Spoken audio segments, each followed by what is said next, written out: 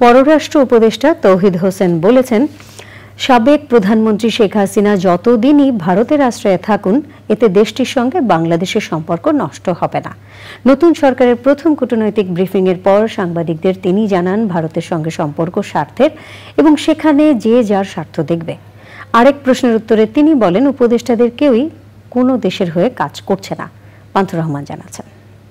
6000 mAh battery, one and only Power Master, NextG N73. অন্তর্বর্তীকালীন সরকারের প্রথম ডিপ্লোম্যাটিক ব্রিফিং বিকেল ৩টে নাগাদ রাষ্ট্রীয় অতিথি ভবন পদ্মায় আসতে শুরু করেন ঢাকায় অবস্থানরত বিভিন্ন দেশের রাষ্ট্রদূত, হাইকমিশনার এবং তাদের প্রতিনিধিরা। আসেন জাতিসংঘ এবং বিশ্বব্যাংক সহ উন্নয়ন অংশীরাও।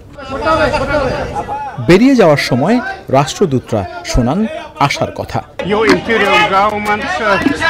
Hope that relations between Russia and Bangladesh will continue for many years. Our policy is to have friendly relations with all the people of Bangladesh. So China will continue to work with Bangladesh. পরে briefing এর বিস্তারিত জানান পররাষ্ট্র উপদেষ্টা। উনি ওখানে একজন যদি কোনো এক দেশে গিয়ে থাকে তাতে করে সেই দেশের সাথে সম্পর্ক নষ্ট হবে কেন? তাতে কোনো কারণ নেই, তাই না? বাইলেটারাল সম্পর্ক অনেক বড় বিষয়, এটা স্বার্থের সম্পর্ক।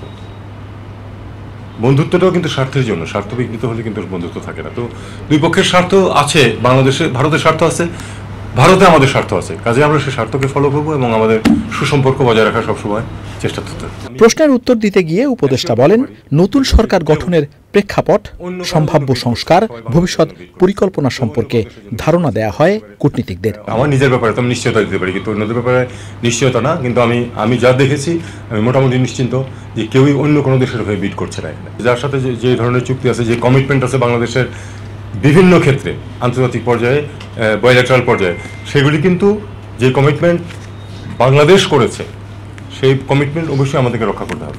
নিজেদের নিরাপত্তা নিশ্চিত করার আহ্বানের পাশাপাশি নতুন সরকারকে সহযোগিতার আশ্বাস দিয়েছেন কূটনীতিকরা। পান্থ রহমান, চ্যানেল আই, ঢাকা।